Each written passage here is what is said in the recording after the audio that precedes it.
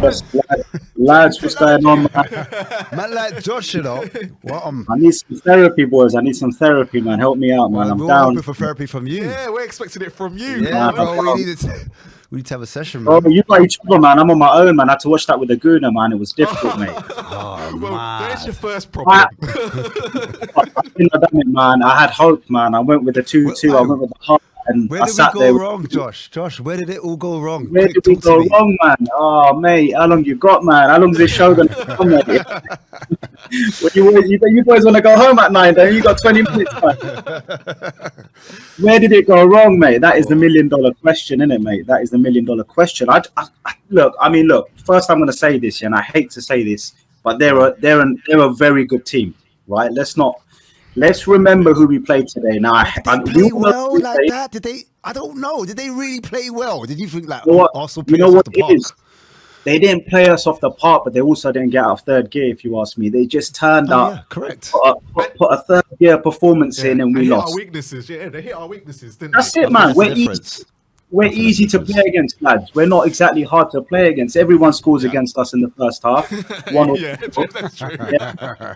Palace would have done it if it wasn't for Hugo then. And I know Hugo's a bit of an idiot for today, but, obviously Palace, we got a little bit away with it. We rode our luck. A couple of square passes there and they would have gone 1-0 up. Today, we went back to original Spurs, which is weak at the back. Bit some moments here or there. Sonny had that chance. But really, is Sonny going to score from there? Probably not. Most keepers say that.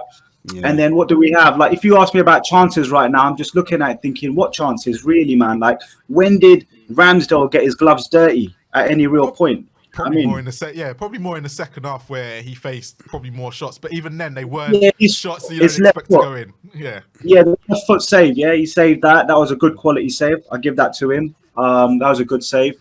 And sometimes those ones you can still catch him, but they go in. Yeah. So well done to him on that. And I know you got man of the match on Sky, but we didn't really give them anything, lads. We didn't really give them anything, and it's worrying. It's seriously worrying that in the North London derby, the players look lost. We look like the away team, in that first half. I felt like I felt like the away fan. I was sitting next to this, one of my best mates, Arsenal fan. And I was like, look at this, man. I've only seen the half in which we defend. I've not even seen Ramsdale. I couldn't see him. I was like, where is he? Is he on the pitch? That's non-existent, correct. Everything was to the right, lads, because I was watching it on the TV and everything was to the right, man. I was like, what is going on?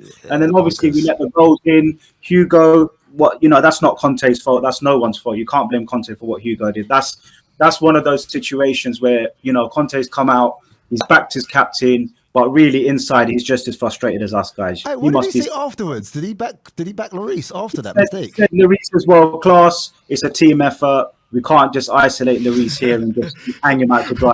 He's going to say that. We can with his mistakes. We've got statistics here. He's got to say that on Tuesday, man. Yeah, he's going to see him in the car park on Tuesday, man. You know what I mean? It's going to be a difficult conversation if he puts him out to dry. So we all know what Conte's saying. Conte's basically saying, oh yeah, my captain, but really, obviously, you can't. Nobody can attack Conte for that. Maybe the formation needs to change, guys. So maybe we need Conte to. Then, do you blame Conte for that? Being too rigid, too stubborn in his formation, in his tactics. What I would say is this: Conte likes this formation. We know this is where he's won in Italy, in England with Chelsea. We know it works for him, and yes, we need that vision, and we need to build into that system, which is his A game, which is what he loves to use, wherever he's been. That's how he's won titles, and that's what he likes to do. He used to have the wing backs, the 3 at the back, and the 2 in the middle, etc. But at the moment, halfway through the season, when we can still get top 4, where we know we're letting in goals every game in the first half, where we know we've got problems at the back with one of the worst defensive records in the Premier League, but we're still sitting in 5th because other teams like Liverpool and Chelsea haven't caught up. We've still got an opportunity maybe to change this system on a temporary basis halfway through a game or when we need to shock the opposition and maybe experiment with that against some of these weaker sides and go 4 at the back. I mean, I'm just thinking of great managers that change their system halfway through a season. But didn't he change it to a 4-2-4? In this game against Arsenal, didn't we go to a 4-2-4? 4 at the back, with 2 in the middle and 4 up top. Bro, you know what? This game, we started it bad. We can't keep starting games like this. I'm saying we start it like the next game. Who's next? Man City, right? He's gonna go with a 3. He's gonna go 4-3 for the rest of the season. We know he's gonna do that. But I'm just wondering if the personnel's not gonna fit what he's trying to do, and we're gonna fix it in January because we're gonna need a lot of £1 million. Do we start looking at a 4 at the back?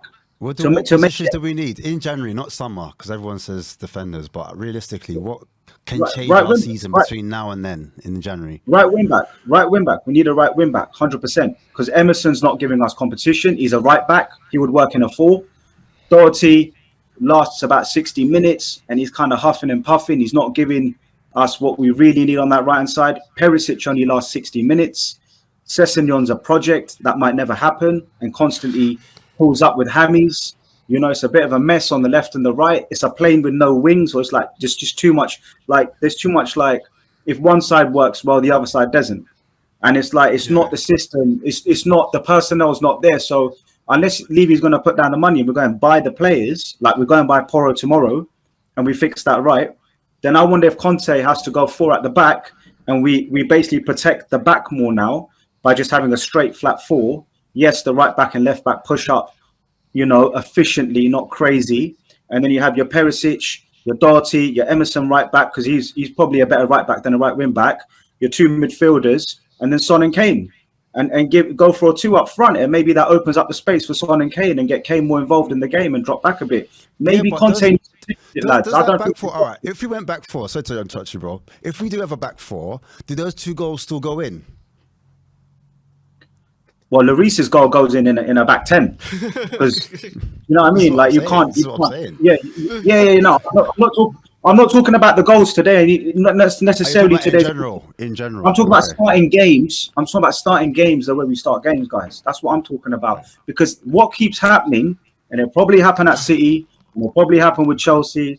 Yeah, we're gonna have these shitty first halves. Now, someone needs to realize why we're not playing well in the first half. Is it purely down to the players being shit, or is it down to motivation, coaching, personnel being in wrong positions, potentially weak players playing in positions where they need to be better?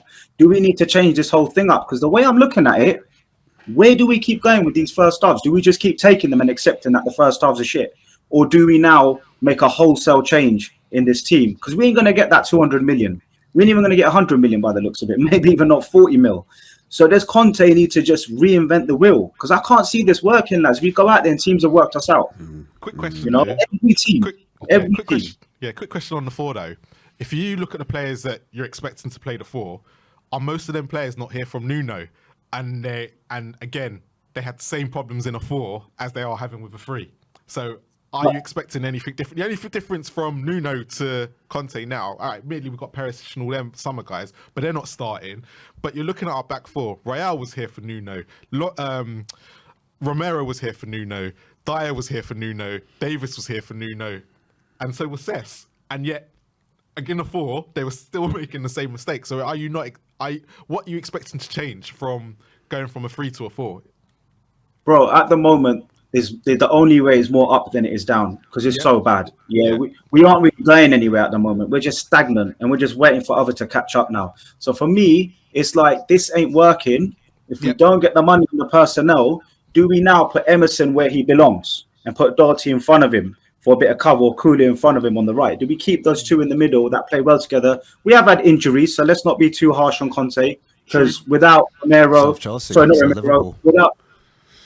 Liverpool and Chelsea, they can complain the same way we can with injuries. Arsenal haven't had many injuries. But if you look at, like, obviously, Kulusevski, super important, showed that today. If you look at, obviously, Bentancur, super important, right? So these 2 players, right, we've been unlucky. And then, obviously, Richarlison as well, nothing off the bench. So hopefully now we can, look, if we start performing, if we carry on performing the way we're performing with all our players available, then it's more worse than we already think it is because then we've got the players, right? So now I'm looking at it and I'm just praying that these players don't get injured now and we can go on a little run and pick up some points, hopefully, right? Because we've got Kulusevski back and, you know, he made a difference today. But I'm also looking at this system and I'm just wondering if these 3 at the back just keep getting exposed. They just keep getting exposed. Man. I'll say AC Milan are going to destroy us, man. I'm telling you. You spoke about personnel, and I noticed that with Arsenal's formation, the 4-3-3, they have a player in Odegaard that we don't have in an attacking sense in midfield. I noticed that they have 3 in the middle and we have 2. And in our 2 we have. But they have you got to include in that they have a Thomas Partey who's. And I was getting there. And then you have getting there. You have a combination of Saliba and Gabriel. And I was getting there which too. Which is like Jan Vertonghen and Toby Alderweireld of our day. I was getting there. We don't have that. They're basically peak Poch. Yeah. Peak Poch right now. That's what Arsenal we're looking at. So I was going to ask you, like, would you take something like an attacking midfielder, a playmaker in that position? Because Kane's having to drop into that hole quite a lot, and teams are figuring it out. And wouldn't it be nice if Kane could push up and we had someone that could like be in that hole and provide that kind of creativity? See, for me, Kane is our KDB. He's our Kevin De Bruyne, right? And player for player, there's no one in our team that can do what Harry Kane can do when it comes to creativity in that position, right? He knows what strikers want. He can score from distance. He can get involved.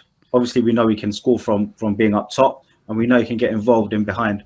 When you look at Crystal Palace and you look at Kane's heat map, he was right down towards midfield and he was dictating play. If you remember that game, him and Brian Hill, they were dictating play. Kane was involved in a lot of those moves.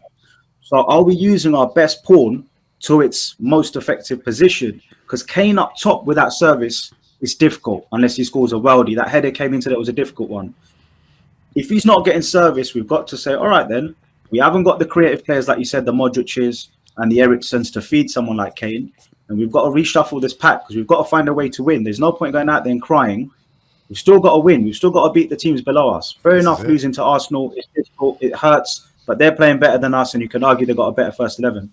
But moving forward now, Harry Kane needs to be deployed in that hole. If you ask me, my opinion is when he drops back, it starts ticking. Sonny can make runs. Kulu can make runs. Richarlison can play up top as well now. So Conte needs to experiment a bit more. If we just keep going with this same format, this same just template, opposition managers know how to hurt us. The 3 at the back ain't really working. I'm not blaming Conte. Personnel's a problem. But if personnel's a problem and it's not going to fall out the sky, then you've got to change up the template. You've got to go back to the drawing board and say, do you know what? We've got to find a way to win. Ugly or pretty, we've got to find a way to win. And for me, at the moment, we're too predictable. And the first halves keep showing that. And Conte knows that. And Conte can't blame players if he's just going to stick with this for the rest of the season. We're just hoping it's going to work. But we know it's not working, man. Newcastle beat us. Arsenal, everyone's beat us. That's everyone above us has beat us, man. I mean, when did we last beat a top 6 team? I mean, I've gone blank when we last even beat a top 6 team. Yet we want to be a top four challenger. So something's got to change drastically, guys. Levy's not going to leave tomorrow. Levy's not going to suddenly give us 150 million. It's just not going to happen, man. So it's down to Conte now to somehow switch it up, guys. And if Conte gives up, then we're in real shit, because then really we're just back to the whole thing of anyone else want to have a go. So for me, honestly, Conte experiment. I'd rather lose a game or two with him experimenting and trying something different and keeping the opposition on their toes and keep going with the same format. But maybe I'm being negative as well because we've had injuries, and maybe like this system will work now with Kulu back, with obviously Bentancur hopefully back and Richarlison off the bench or whatever. But it's not working is what I'm saying, and everyone knows that. I don't need to say that. But I just want to see some change, man. I'm getting a bit fed up of seeing the same stuff. But we'll see what happens, man. Hopefully I'm wrong. Was that good therapy for you? I think I feel worse. But anyways, man. Listen, lads, keep it going, man. You got 20 minutes, man. All good, lads. Keep it going, man.